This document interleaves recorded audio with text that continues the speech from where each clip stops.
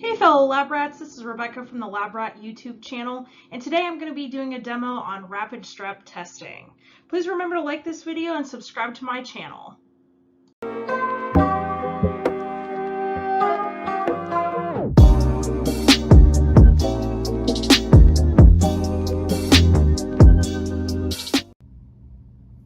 Alright, so today I'm going to be showing you a demonstration on how to do the Clearview Strep A Exact 2 dipstick test.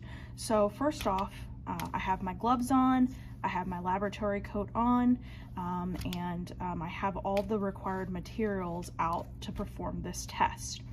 So the Clearview Strep A Exact 2 dipstick test is a rapid immunoassay test for the qualitative detection of strep A antigen and throat swab specimens. So when I say qualitative, this means it's going to give us a yes or no, or positive or negative answer to whether or not the patient has strep A antigen present in their throat swab.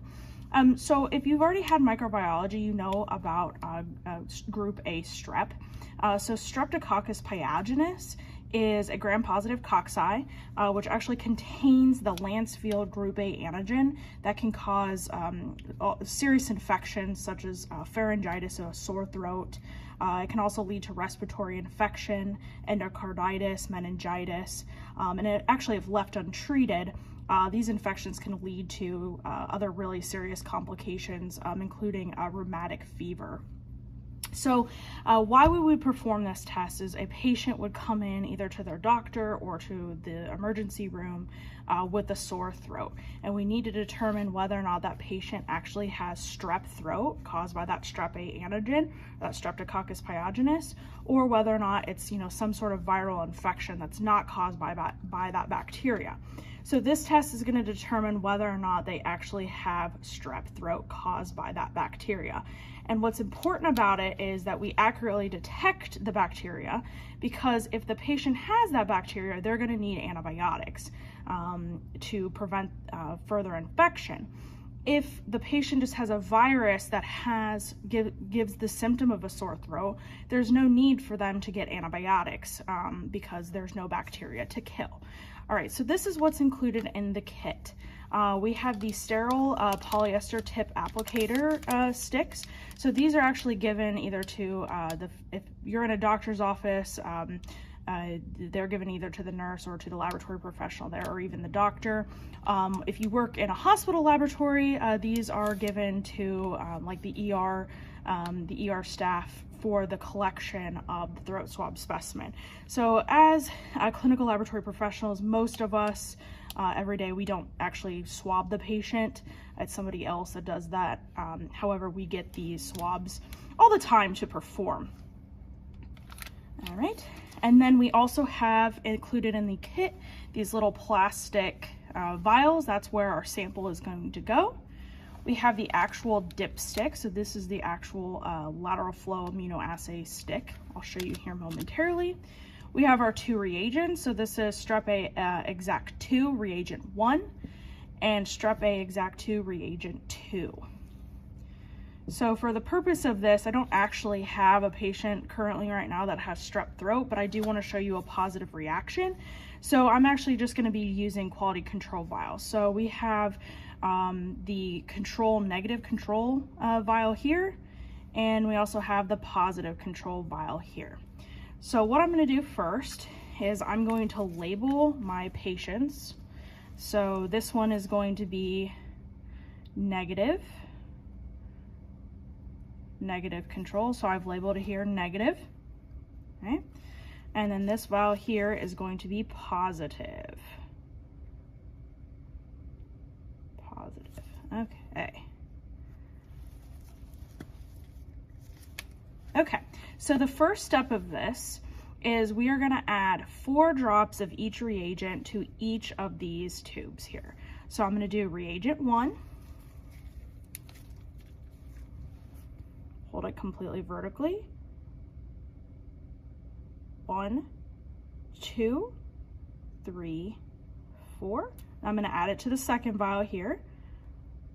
1, 2, 3, 4. Okay. So again, that's reagent 1. reagent 2, 4 drops here, 2, 3, 4, 1, 2, 3, 4, and again I'm holding it vertically here so that way I get an even dropping. Okay. Now, at this point in time, if you were doing an actual patient, you would take their patient sample on the swab and put it in. However, for this particular case, I'm doing quality control. So I'm actually adding the reagent, the quality control reagent first. So this is my negative control, and my negative, it's 1 drop here. And then my positive control, 1 drop here. There we go. Excellent. Now I'm done with these reagents, so I'm going to set them off to the side here.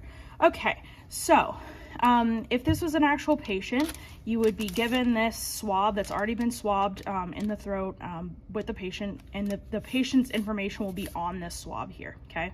And what you will want to do is compare the patient information to whatever you write here on this tube, and you want to make sure that they match, obviously.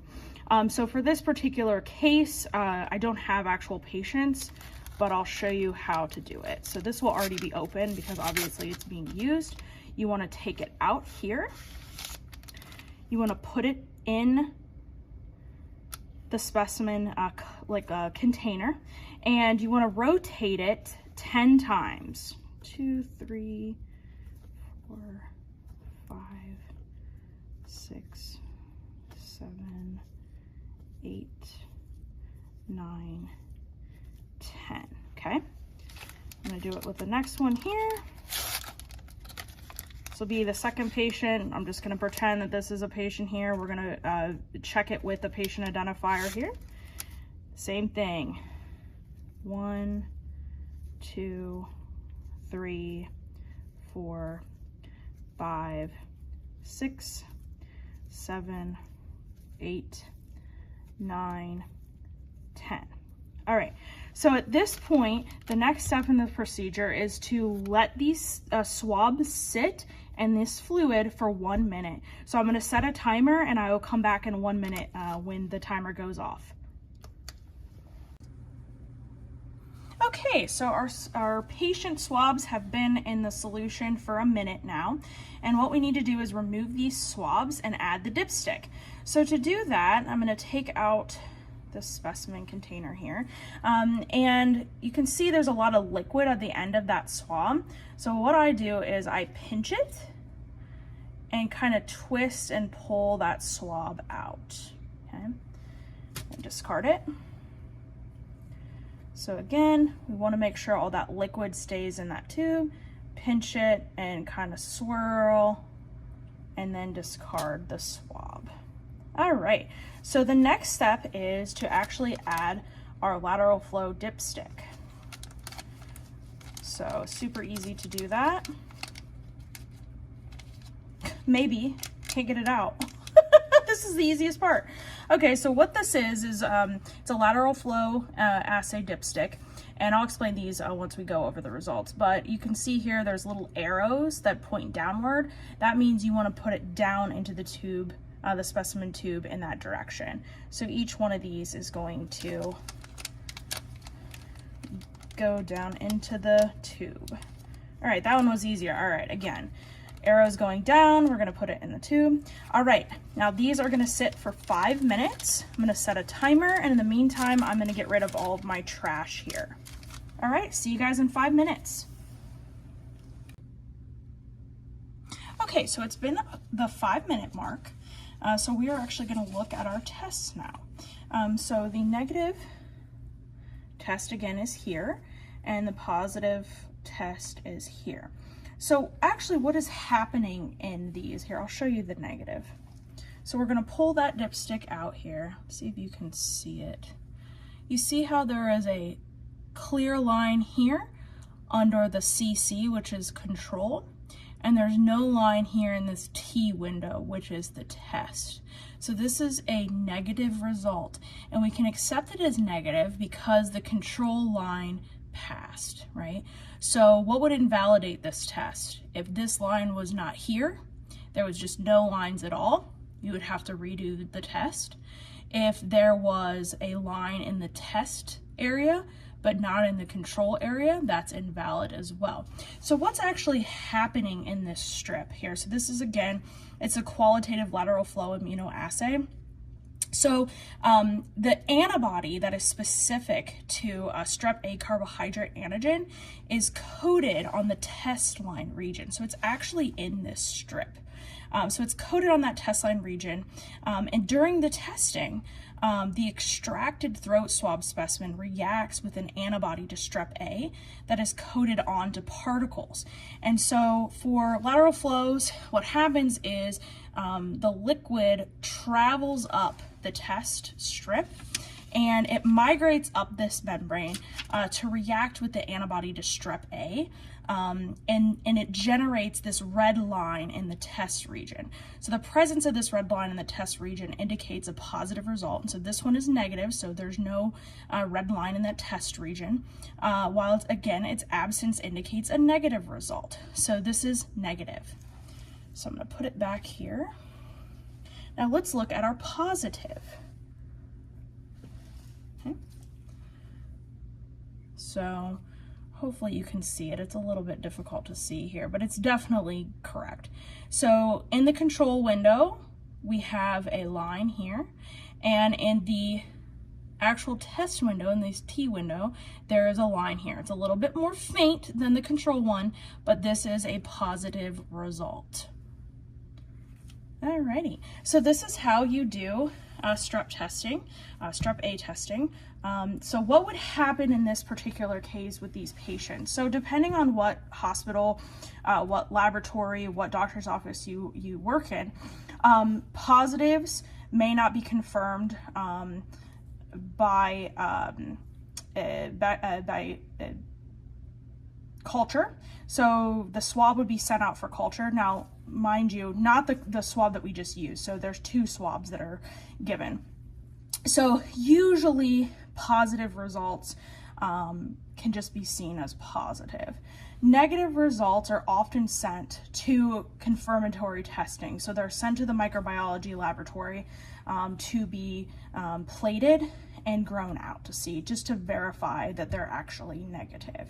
So the patient that had the positive result would be put on antibiotics that are specific for killing group A strep or Streptococcus pyogenes. The negative person is not given antibiotics, and again, it's sent out for testing. Hopefully this helped you today.